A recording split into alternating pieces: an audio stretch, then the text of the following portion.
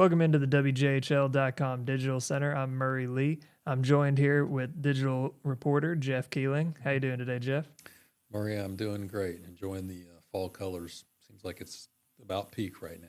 Yeah, it's a good time for it for sure. Well, we're in here to talk about something that I think in the height of football season with basketball just around the corner, or actually for some folks already starting, topic that a lot of people have a lot of very strong opinions about.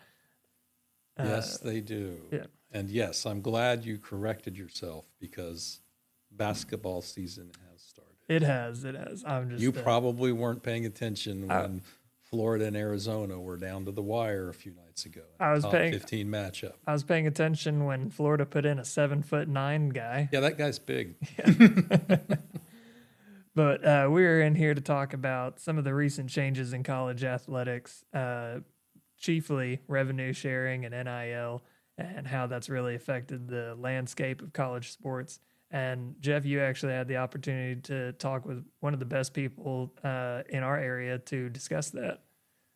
Yeah, I had gone over to talk to Dr. Richard Sander, the ETSU athletic director, about the new 10-year contract that ETSU and the city of Johnson City are signing for the use of Freedom Hall.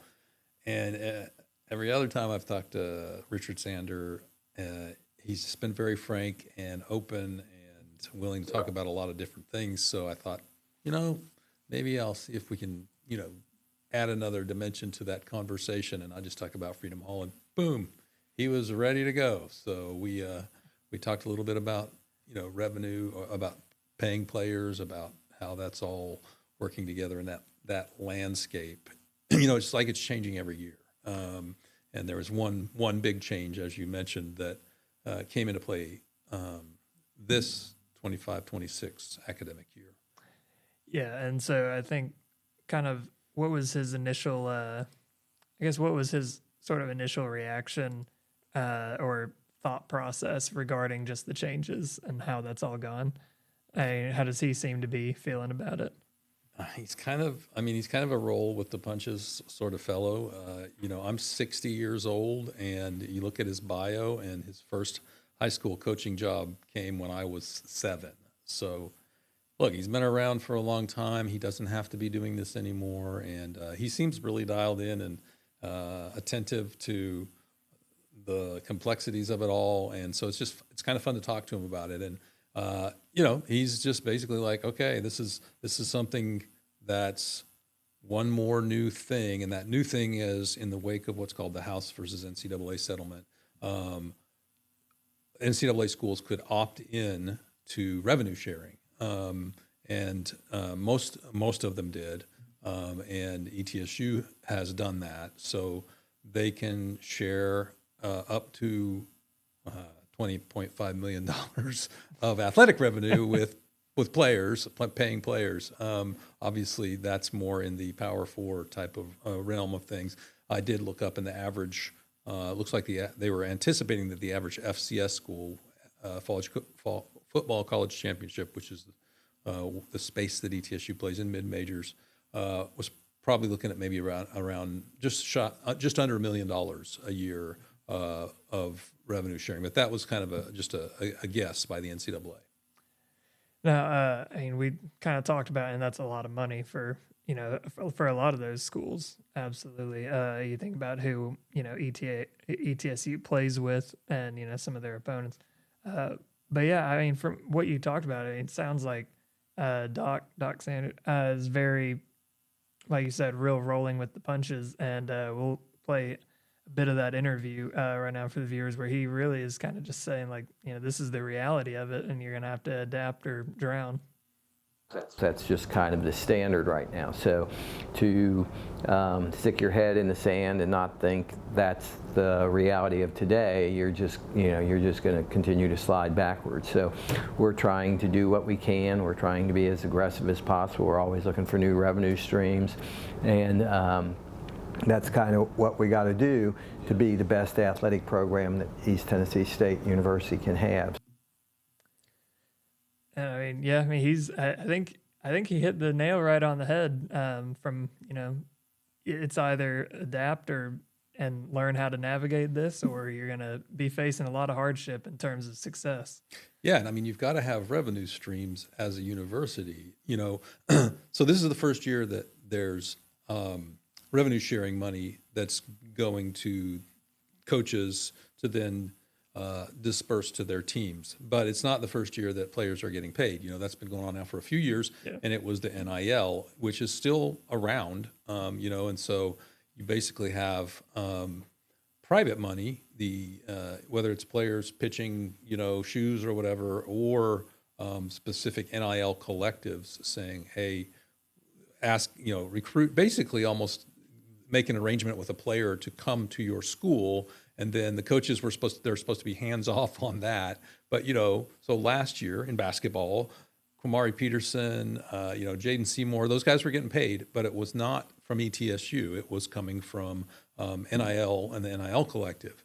And so now that money hasn't necessarily gone away. That's still in play. But now you've got the added revenue that schools can share. Now, look, ETSU's got a certain amount of revenue. A lot of these programs don't necessarily make money. So the question is, if you're going to put $800,000 of athletic revenue into paying players, how are you going to either make that up or more than make it up, or what are you going to cut somewhere else in your athletic program because you're paying players? So it's not just magical money that has appeared. And as a matter of fact, ETSU has to pay as part of this house settlement. Did you know that these schools are paying, Murray? I did not. Yes, they are. So East Tennessee State University, I think it's for the next 10 years, $288,000 a year. So basically, they're going to have to pay that money and then still get to pay players. So where's that revenue going to come from? Like you said, it's all got to come from somewhere. That's right. Now, I would imagine it's possible that those boosters, right, who were having to figure out how to be in an NIL collective and do all of that work, might just say, I'd rather just give the money to the school like we did in the old days when players weren't getting paid, and just let the school do that. Or maybe it's a combination of the two. But I've asked ETSU how much money they are going to be giving this year in revenue sharing to players, and they asked me to file a public records request, which I'm going to. I did just find out that the Tennessee legislature made it very narrow, at least according to what I've learned so far, in terms of what we can get as the public as far as information about that. The schools apparently only have the requirement to give us an aggregate annualized amount, and so I'll be finding that out when we go ahead and probably make that records request. I mean, I don't think they're sore about us asking, but my understanding is, we're not going to be able to find out a whole lot. It looks like there's a new law, and the only information available through a public records request is the, quote, annualized aggregated compensation data representing the total amount of money an institution provides to its athletes in a given year, which still would be very interesting. I mean, is it 600,000? Is it 2 million? We don't know. And I mean, I'd like to find out. It'd be interesting to know how much the pot is at ETSU and other schools. Yeah, I think everyone would agree to know how much how much money we're actually talking about here. And I think that, that's another topic that you did hit on with Doc was he does not believe that this is a number that's ever going to plateau or. No, in terms of just the whole college sports. Yeah, just as a full, in terms of how much people are getting paid, what the salaries of these are. He doesn't seem to see far enough into the horizon where he thinks there's going to be some sort of, you're right, plateau, or, okay, we're not going any further than this. This has gotten ridiculous, So. And we'll go ahead and play that for the folks at home. You can hear it straight from him. So I think that's an indication, we did pretty well with that.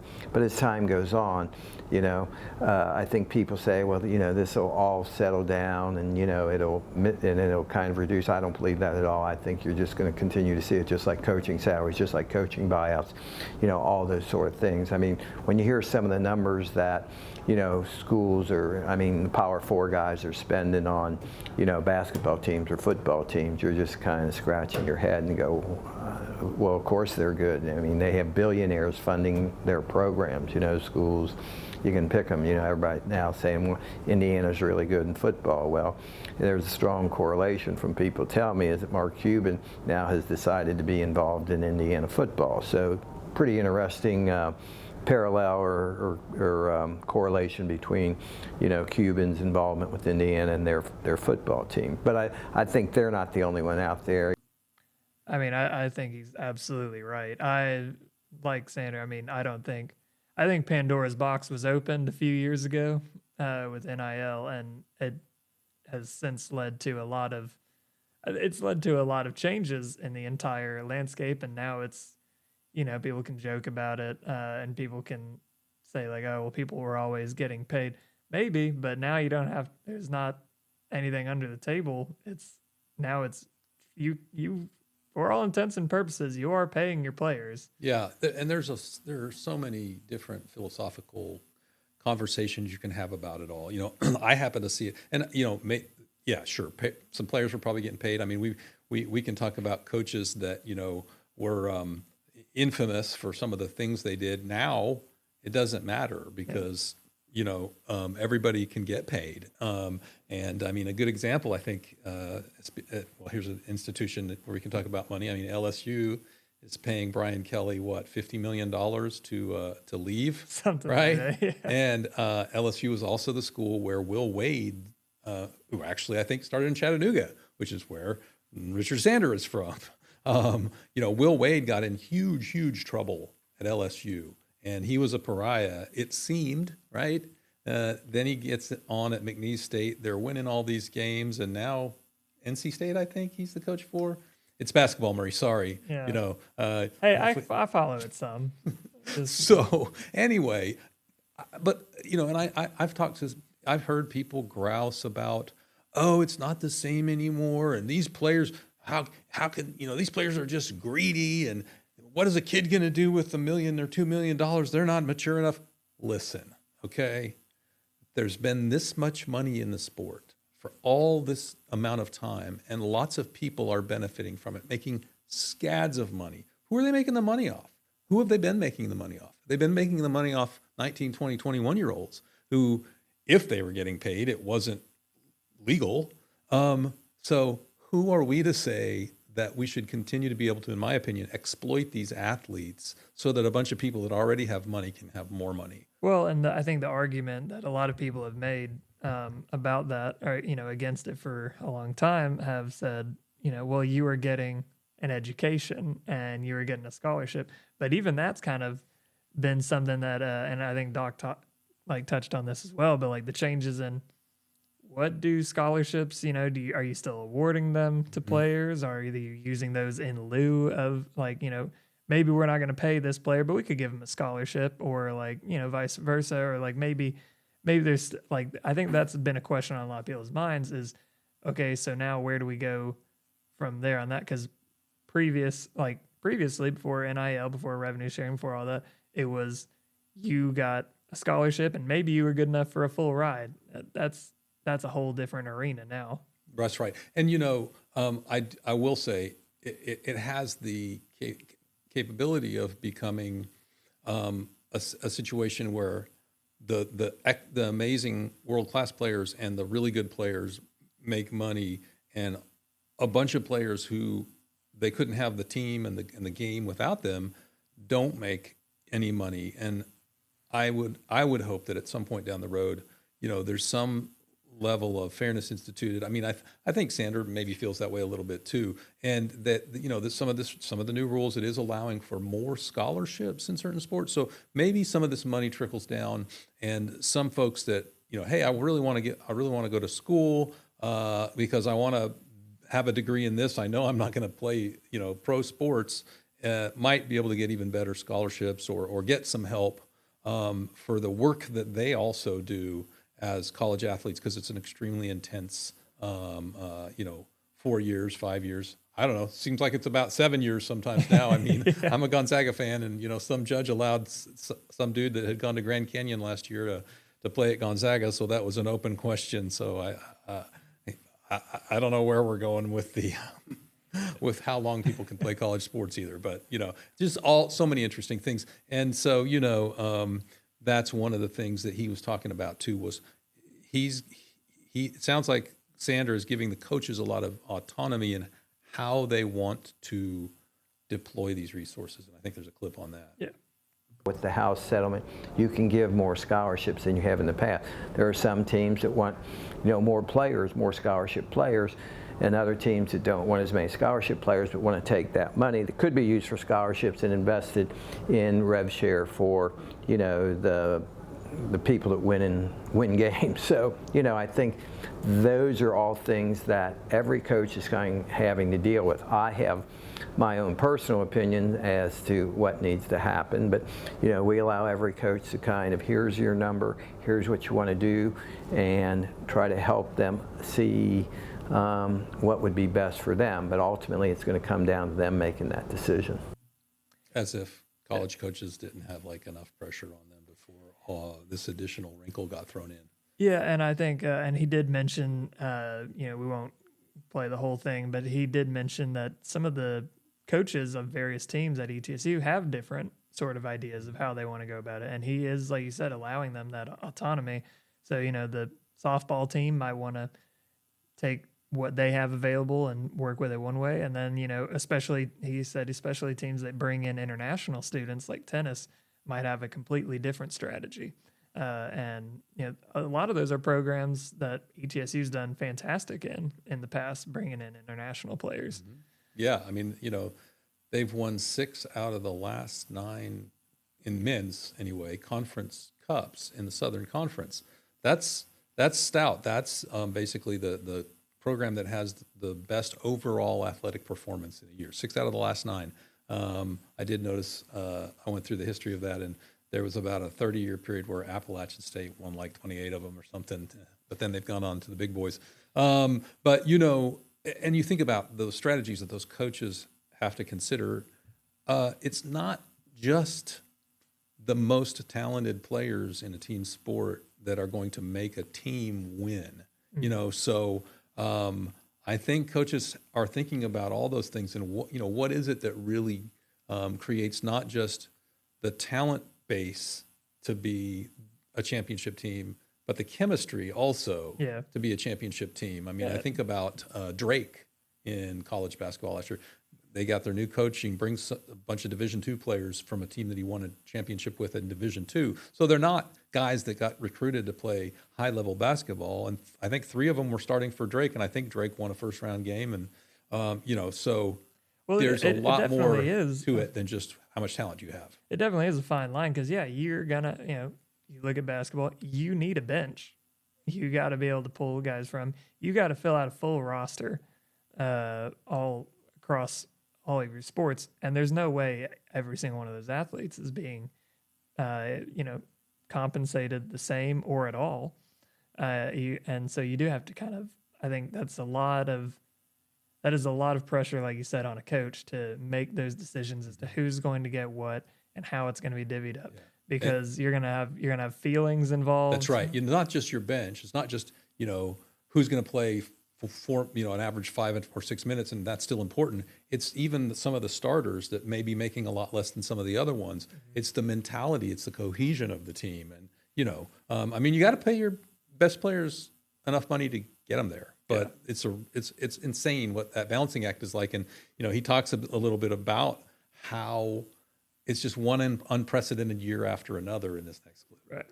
And, that's exactly right. I mean, there's no history. There's nothing to look at this point. What is the best way? There's not a best practices that we can go to and say this is going to work. This isn't going to work. You know what I mean? So I think right now it's a little bit of trial and error, and we're continuing evaluating what coaches are doing and how it's working for them. And then, at the end of this year, and I mean, as time goes on, we evaluate, pretty often and talk to them a little bit about that, but some of our programs, are doing great.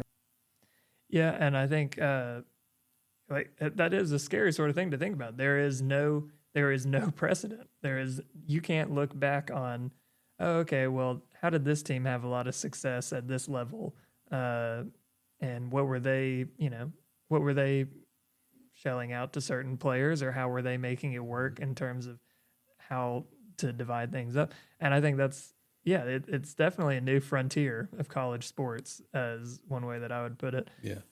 And go ahead. Oh, I was going to say the only other thing is, like, in my mind, that you have to really think about is how much more important and more pressure did a scout's job just become? Because if you're scouting for someone, you're going to have to come back, and your report and how valuable you think a player is going to determine if that's a kid that's going to end up with some NIL or some revenue share. Like, if that kid's how much are they worth? And you could be completely wrong because some freshmen or some like recruits don't pan out, or they break their, they get a stress fracture 3 games into the season. Yeah. There's so many variables, but I will say it seems to be making, it really does seem to be making the mix of teams that have an opportunity to be playoff teams every year much more interesting than it used to be. I think it's going to be much harder to have a dynasty, and you got some teams in the top of college football echelons this year that you would never expect, some that aren't there that you would expect. Same thing happening in basketball. Back to talking to Sander. I mean, he's always fun to talk to. He doesn't shy away from any questions.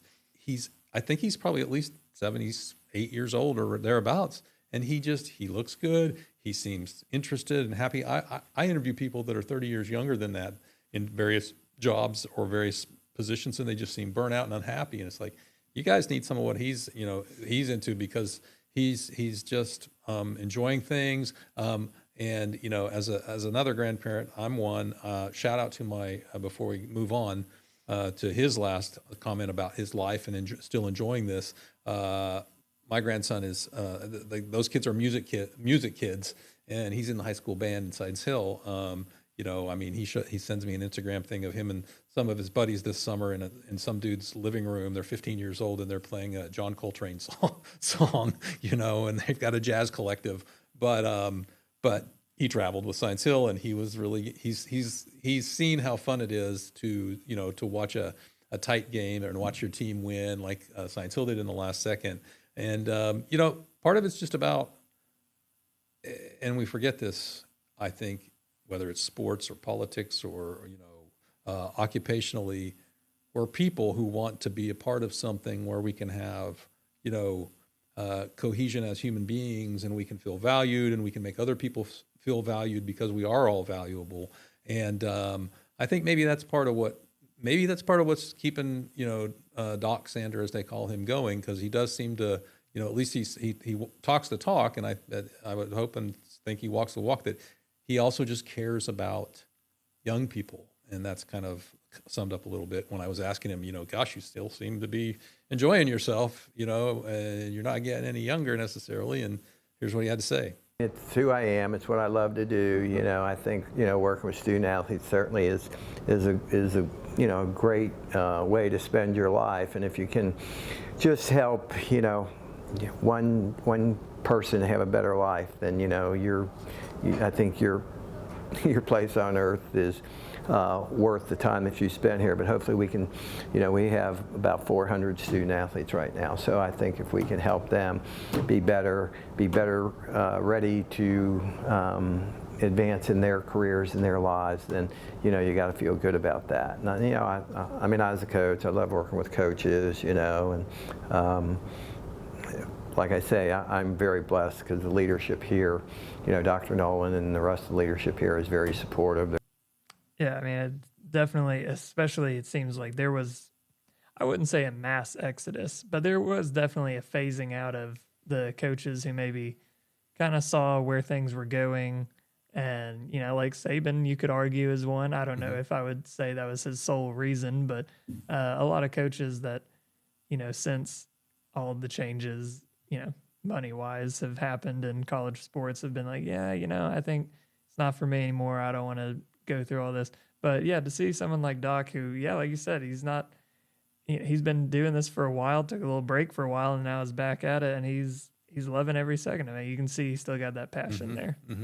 Yeah, and if he decides to go another round next academic year, I'm sure there will be some other new thing that has to do with money and players and in college sports, and so doesn't sound like he's going to be phased by any of it, whatever it is, until he just decides he's ready to not be working quite as much. All right, well, that's going to do it for us here today in this interview. And look for Jeff's full story on this matter on WJHL.com.